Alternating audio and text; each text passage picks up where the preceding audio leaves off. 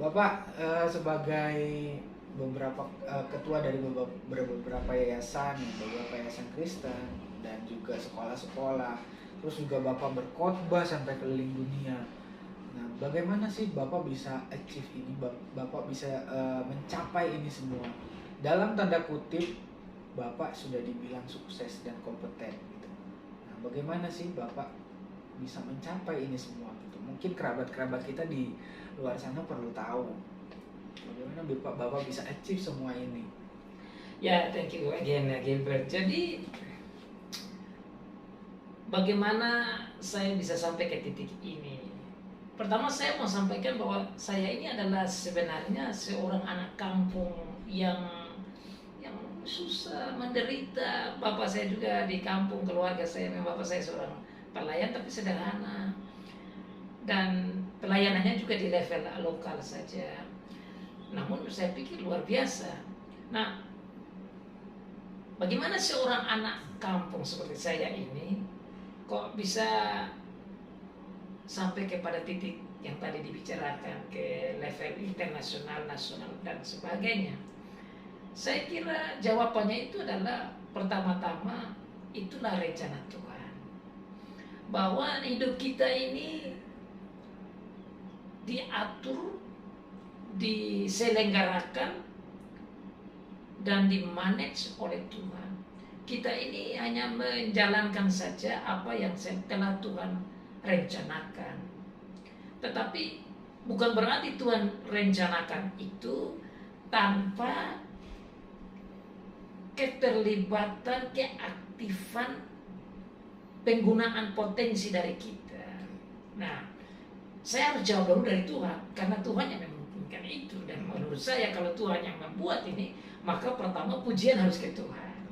Yang kedua, bahwa kita harus akui karena Tuhan yang buat, itulah Tuhan dipuji, tapi seperti kayak mujizat gitu. Kenapa? Bagaimana anak kampung kok bisa begitu? Kalau kita bicara secara manusia, orang seperti saya tidak mungkin mencapai level seperti begini, kan dari kampung. Tapi itulah Tuhan. Dan kalau itu dipercayai, maka setiap anak kampung di mana saja berada harusnya bisa seperti saya, bahkan lebih dari saya lagi. Wah, jadi gimana nih Pak, Bapak memulai ini semua? Maksudnya berawal dari mana sih Bapak akhirnya bisa sampai di tahap ini?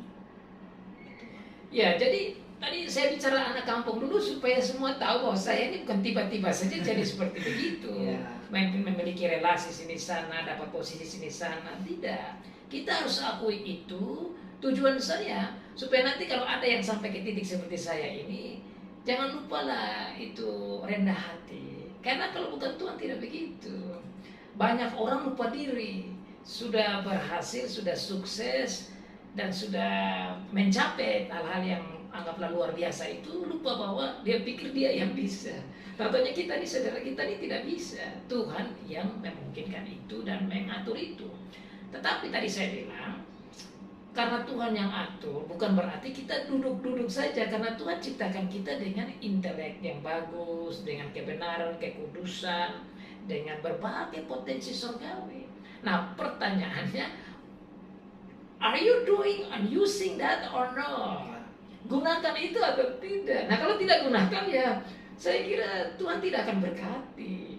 Maka saya menganalisa, mengamati kemampuan potensi yang Tuhan kasih ke saya, sambil percaya bahwa Tuhan akan bisa menunjukkan kehebatannya dalam potensi-potensi saya itu. Nah, bagaimana itu kita kembangkan? Karena saya belajar dari kitab Mazmur 139 ayat 14, Tuhan katakan bahwa kejadianku dahsyat. Bukan saja dahsyat, ajaib lagi. Lah, kalau setiap orang percaya ayat itu, maka setiap orang yang percaya ayat itu adalah orang-orang dahsyat dan orang-orang ajaib, meskipun dari kampung. Tetapi kita baca ayat itu sampai kita bilang, ya itu untuk orang lain, bukan untuk saya. Ya berarti Anda tidak akan dahsyat, karena Anda tidak percaya bahwa Anda dahsyat dan ajaib. Nah, tapi kalau percaya, sekampung apapun kita, semiskin apapun kita, sesederhana apapun kita, kita akan sampai pada titik ajaib dan dahsyat. Itu firman-Nya Tuhan sudah bilang. Nah, jadi karena saya melihat itu, maka saya yakin dalam masa muda saya akan mencapai titik-titik itu. Dan betul, bukan saja itu, satu contoh yang lain, saya bahkan yakin bahwa suatu saat saya akan mendapat pasangan yang mungkin juga secara internasional itu akan terjadi, dan itu terjadi. Memang itu terjadi. Karena itu juga kita bicara nanti tentang sukses dalam fisikal, itu masuk dalam namanya family success. Jadi tadi saya bilang 3 itu adalah physical, spiritual, dan psychological. Itu ada hubungannya dengan family success, sukses dalam keluarga. Jadi apa ya, saya berpikir bahwa itu bisa ke situ karena ajaib. Jadi dalam keajaiban dan dalam kedahsyatan itu membuat kita sukses secara jiwa, sukses secara spiritual, sukses secara jasmania, yang dihubungkan dengan sukses secara family, memiliki suami atau istri yang dahsyat, anak-anak yang dahsyat, memiliki kehidupan yang nikmat, memiliki relasi yang bagus, itu sukses semua. Memiliki bisnis, memiliki gereja, memiliki pelayanan rohani, memiliki sekolah, you name it. Silakan sebut, semua itu akan datang dengan sendirinya. God will bless you. Kenapa? Karena Tuhan sudah omong itu, dan Tuhan tidak pernah keliru. God never ever did mistake in creating us. Tidak pernah keliru ciptakan kita. Kita yang keliru melihat cara Tuhan menciptakan kita. But we have to start from the root, right? Correct. Kita harus mulai dari akarnya. Kita harus tahu kita ini image of God. Terus kita dirancang untuk kemuliaan Tuhan. Benar. Nah kalau kita sudah paham bahwa kita ini tujuannya untuk memuliakan Tuhan, maka sasaran kehidupan kita itu harus ada ke situ. Dengan demikian kesuksesan kita adalah kesuksesan Tuhan. Yes. Nah kalau kesuksesan kita adalah kesuksesan Tuhan, maka Tuhan itu akan mendirect amazingly, luar biasa, itu terjadi saja. Dan saya alami itu. Saya berjalan begini, ada orang bagus yang sukses datang. Saya jalan begini, ada orang yang berhasil datang, dan orang berpikir bahwa saya ini pintar. Bukan, sebenarnya yang pintar itu Tuhan. Dialah yang membawa orang-orang hebat itu untuk saya belajar, untuk saya berrelasi, untuk saya bekerja sama, dan untuk mencapai kesuksesan demi Tuhan pengenam kemuliaan Tuhan. Wow. Bapak Ibu Saudara lihat sendiri kan, kita bisa dengar gimana ceritanya Bapak Yonson bisa mencapai ini semua. Nah, Bapak Yonson ini sempat studi di negara Kanada, betul ya Pak? Nah, gimana sih bisa sampai ke Kanada gitu? Pasti orang di luar sana tanya-tanya, aduh gimana ya, saya juga pengen ke Kanada mungkin ya. So, mungkin Bapak bisa cerita sedikit bagi supaya kita bisa sama-sama diberkati juga. Ya ini sudah masuk pada titik yang namanya hubungan yang 3 sukses itu dihubungkan dengan educational success. Jadi kesuksesan pendidikan.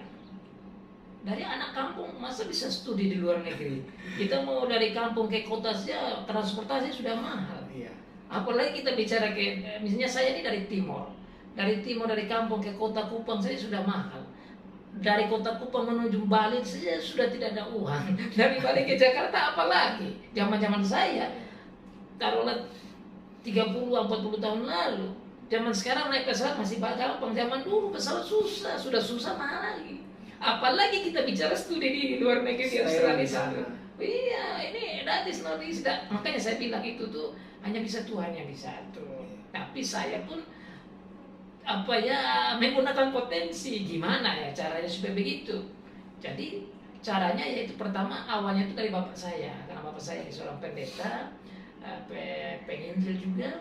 Satu saat dia ketemu orang dari luar negeri dan berbicara kemudian tentang ada sekolah yang ada di Sumba. Jadi dia bilang ke saya waktu saya masih SMA kelas 2, dia bilang kalau you mau ada sekolah di daerah Sumba sana, ada misionari yang training kamu. Kalau mau, nah disitulah gerakan Tuhan. Saya waktu itu saya tidak mau bicara tentang hal yang tinggi, tapi memang waktu saya dari SD sampai SMA itu saya selalu ranking di atas. Padahal saya ini tidak belajar, tapi aneh sekali kok dapat ranking aja. Mungkin itu juga cara Tuhan ya, atau Tuhan mau siapkan saya lah begitu. Nah, karena saya selalu dapat ranking dan anggaplah dikatakan kebanyakan kalau bukan juara 2 ya juara 1 umum, sejak dulu lah gitu dia punya cara ranking kayak gitu. Nah oleh karena itu saya diminta oleh Pak Guru saya kalau bisa di kuliah saja lah di Undana, itu salah satu perguruan tinggi yang bagus di NTT, dan saya juga ikut guru saya itu supaya bisa, dan saya lulus waktu itu kan ada tesnya, saya lulus 2 jurusan, bahasa Inggris sama apa geografi atau apa waktu itu dipilih. Tapi hati saya ini tidak bisa tenang karena bapak saya tadi itu yang saya masih kelas 2 itu harus pergi ke tempat misionari ini.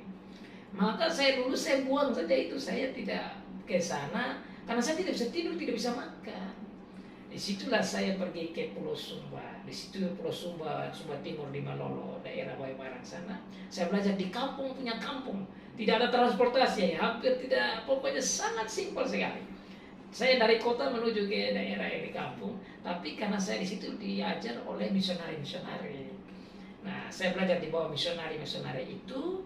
Dari para misionari itu diantaranya ada seorang yang namanya Pak Dr. Paul.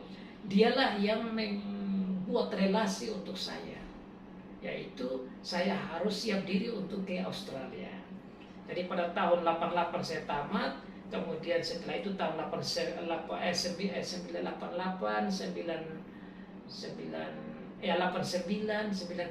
setelah 2-3 tahun itu saya sudah siap untuk ke Australia. Jadi dari 90-an itu saya ke Australia, dan itu juga ada susahnya karena atur visa itu saya tak ngerti.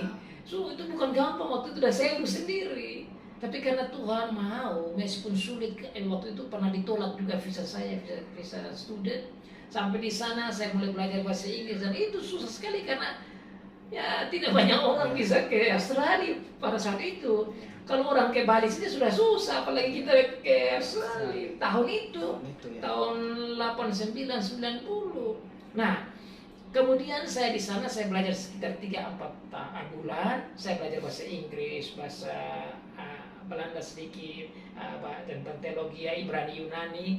Kemudian saya siap ke Kanada, dibantu oleh gereja-gereja dari Australia Barat di Perth. Jadi saya tidak ada uang kan, semua ini dibayar oleh, saya harus katakan dari oleh Tuhan lewat gereja-gereja itu. Maka saya balik ke Indonesia, ke Kupang, saya siap diri semua dan tunggu, dan kemudian siap menuju ke luar negeri Kanada. Tapi saya yang harus cerita dulu, itu tidak gampang juga, karena saya harus pergi ke Bali, kemudian ke Singapura, mengurus lagi student visa di Singapura, dan saya juga masih blank, tidak tahu mau kemana. Itu hanya cara-cara Tuhan saja. Itu Bapak ya. Waduh, susah. Kemudian dari Singapura menuju lagi ke Kanada yang dingin waktu itu. Saya tidak tahu pakai pakaian dingin bagaimana. Saya datang saja dengan sweater, orang ketawa saya di sana. Jadi sudah sampai di sana saya harus belajar lagi dengan sistem barat yang waduh berat sekali, karena sistem mereka itu sistem penggunaan kurikulum Amerika Utara yang harus menguasai bacaan-bacaan dan tulisan yang banyak per tahun. Itu kita harus buat sekitar 13 skripsi. Nah dari situ saya juga harus gunakan sistem Belanda, karena gereja-gereja ini dari Belanda. Mereka pakai sistem Belanda, yaitu harus bisa menguasai buku yang dibaca itu. Jadi tulis bagus, harus bisa menguasai tulisan, harus bisa juga menguasai materi secara bacaan. Nah bayangkan kita hanya semesternya itu 3 bulan, bukan 6 bulan. Itu saya sebagai anak Indonesia masuk di satu sekolah yang sangat-sangat tinggi kualitasnya, kemudian bersama itu belajar yang pendek saja, dan setelah itu juga ya saya harus menguasai Alkitab, itu harus dihafal 600 ayat. Itu bukan gampang itu. Nah jadi tapi di balik ini semua adalah Tuhan yang buat. Tapi saya juga harus berusaha harus belajar, berusaha untuk atur visa, berusaha untuk beli tiket, berusaha untuk hadapi interview dari para konselor yang sangat-sangat strict. Itu semua. Kemudian berusaha untuk adaptasi dengan budaya, adaptasi dengan profesor, adaptasi dengan ya keadaan hidup di sana. Itu tidak gampang. Tapi pertanyaan tadi membuat saya jawab, ya itulah kembali Tuhan. Bapak Ibu Saudara sudah dengar ya, maksudnya bagaimana perjalanan hidup Pak Johnson bisa sampai tahap ini? Nggak mudah, Bapak Ibu Saudara. Harus ada usaha, perjuangan, mungkin air mata juga ya, cucuran keringat supaya akhirnya bisa sampai di tahap ini. Maka sukses itu harus direncanakan. Memang semuanya berasal dari Tuhan, tapi kita harus gerak juga Bapak Ibu Saudara.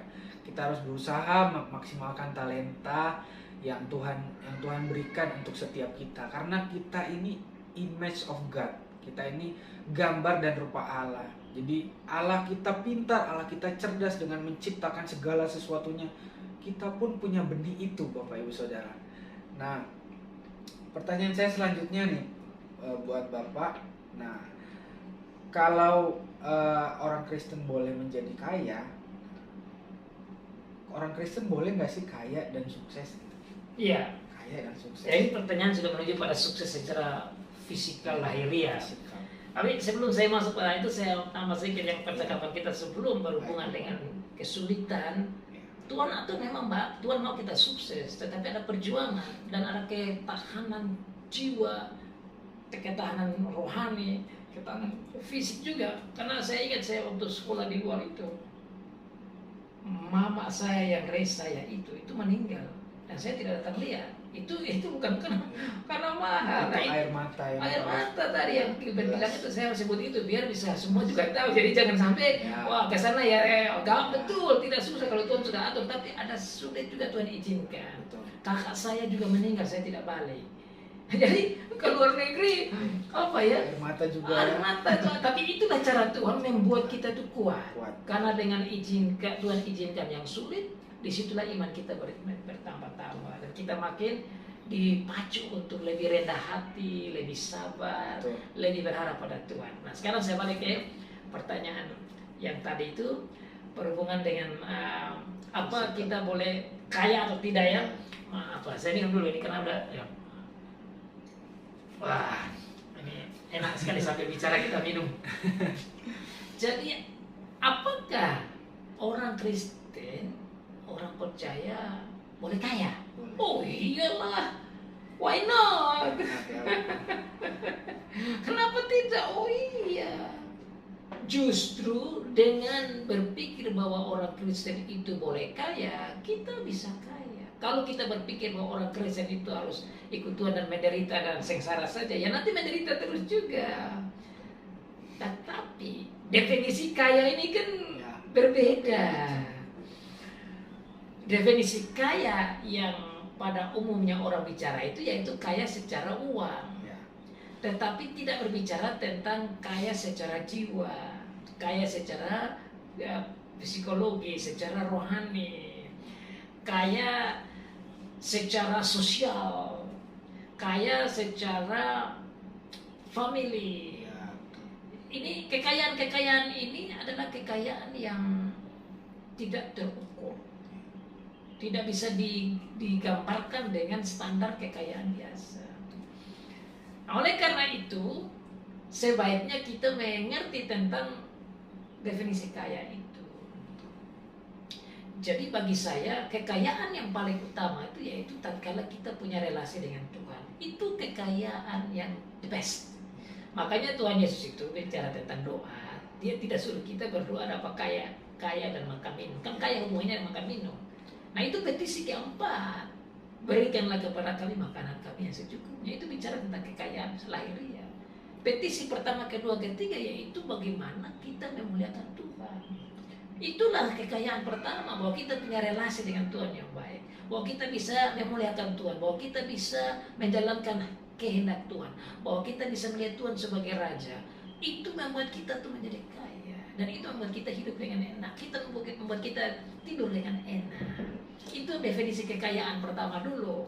Baru definisi kekayaan yang lain itu yaitu yang lahiriah, yang berbicara tentang ada uang, makan, minum. Itu juga tidak salah, karena Tuhan Yesus juga suruh begitu. Tuhan Yesus juga berbicara banyak tentang kekayaan itu. Nah, tapi jangan lupa kekayaan yang paling utama itu kalau kita lihat lagi di dalam kitab Efesus, ya, Efesus pasal 1 pada dasarnya itu bicara tentang kekayaan rohani. Kekayaan rohani itulah bahwa kita memiliki Bapa sebagai pencipta, Tuhan Yesus sebagai penebus, Roh Kudus sebagai pengurus kita. Kita dapat iman dari Dia, kita dapat karunia-karunia talenta-talenta rohani. Kita punya buah-buah roh, kita punya sukacita, damai, sejahtera. Wah, itu kekayaan-kekayaan yang tidak bisa dibeli dengan uang. Banyak orang tidak lihat ini, sehingga mereka memburu kekayaan lahiriah, tetapi sudah dapat kekayaan lahiriah, tetap masih juga belum nikmati hidup. Karena memang kekayaan yang paling utama itu bukan itu. Kekayaan yang paling utama yaitu memiliki relasi dengan Tuhan yang luar biasa. Bahwa Tuhan sayang kita, but God dwells in us and we are in Him, and that we have good connection relationship with Him. And then you can enjoy the other physical richness. Wah. Jadi Bapak Ibu yang punya konsep kaya tuh harus mungkin berubah sedikit ya. Karena itu bukan yang utama sebenarnya. Yang utama kita punya relationship dengan Tuhan, dan itu is everything, right? Itu segalanya buat kita. Masalah Tuhan tambahkan kekayaan material itu masalah tambahan. Maka genaplah, carilah dahulu kerajaan Allah, semuanya akan ditambahkan, betul. Dan plus-plus-plusnya itu nanti Tuhan tambahkan. Nah, terus pertanyaan selanjutnya nih Bapak, ada kaitannya dengan yang tadi Bapak katakan kalau orang Kristen harus menderita, hidup susah gitu ya, dan lain-lain. Nah, kenapa orang-orang bisa berpikir seperti itu sih? Gitu. Berpikir orang Kristen tuh harus susah, menderita. Gitu. Terus Bapak seperti apa? Sekarang pertanyaan saya balik ya, Saudara Gilbert. Abraham itu kaya atau miskin? Kaya. Yakub kaya miskin? Kaya. Yusuf kaya miskin? Kaya. Ishak kaya atau miskin? Kaya. Ishak punya Allah siapa? Allah itu disebut bapaknya. Allah Yakub, Allah Ishak, Allah Abraham. Ya. Abraham kaya, Ishak kaya, Yakub kaya, Yusuf kaya. Ini Allahnya orang-orang kaya itu. Jadi marilah kita terbuka, dan kita itu harusnya back to the Bible. Ya, di perjanjian baru problemnya itu kita ini melihat lebih banyak pada kesengsaraan, kesulitan para rasul. Tapi jangan lupa bahwa para rasul juga tidak menutup kemungkinan untuk kekayaan. Kalau tidak ada orang kaya, bagaimana rasul-rasul bisa bekerja dengan luar biasa? Sekarang, Paulus dia punya bisnis. Sekarang kita tanya lagi Lukas, jangan lupa itu dia punya standar high class itu. Dia seorang tabib, seorang dokter. Maka dia punya hubungan dengan seorang Theophilus yang high class. Maka dia tulis surat kepada Theophilus itu orang high class. Kalau dia tidak high class, tidak mungkin dia punya connecting orang high class. Berarti masih secara finansial masih kuat juga itu, apalagi tabib lagi. Jadi di Alkitab juga ada bicara tentang itu. Tetapi kita harus hati-hati. Maksudnya apa? Jangan sampai kita memburu kekayaan, kita mencapai sukses kekayaan dunia dan fisikal dan jasmania. Terus kita tidak hubungkan dengan yang rohani ya. Makanya harus rohani dulu, supaya tatkala kita mendapat yang fisikal, yang harta, kekayaan itu, kita tetap ada di bawah terang yang ini, yang spiritual ini. Kalau tidak, ini menjadi mamon, menjadi ilah baru. Sehingga Tuhan bilang orang kaya susah masuk surga. Kenapa? Karena itu dijadikan mamon. Tapi kalau ini dijalankan dengan baik, maka kita akan menggunakan harta kita itu demi hormat dan kemuliaan nama Tuhan. Karena kita dapat dengan cara itu. Kalau kita dapat dengan nafsu kita, kerakusan kita, maka nanti kita akan buat itu jadi mamon. Maka Tuhan tidak jadi Allah kita lagi, uang menjadi Allah. Tapi kalau kita bisa buat itu dipakai untuk pelayanan, why not? Makanya setiap orang yang mau jadi kaya itu, ingat baik-baik, tanggung jawabnya juga besar. Betul. Semakin banyak semakin dituntut. Oh iya. Betul. Tapi jangan lupa kalau kita punya talenta 2, kita harus bikin jadi 4 jadi 10. Jadi ada kekayaan 2, bikin jadi 4 tidak salah. Tapi tatkala sudah 4, 10, 20, 100, jangan lupa bahwa kita tuh mungkin hanya memerlukan 2 saja. Nah punya 198 itu yang dibagi-bagi untuk pelayanan. Ini yang orang tidak lihat konsep itu. Sehingga saya itu punya filosofinya gini, bahwa kita ini makan paling itu 2 piring. Kalau kita bisa beli makanan 10 piring, maka 8 piring itu untuk orang lain. Kalau kita makan itu 10 piring, jadi penyakit, bahkan muntah dan bisa mati. Betul. Makanya jangan salah. Kita itu kalau Tuhan kasih cukup, tidak apa-apa juga, cukup sajalah. Tidak apa-apa.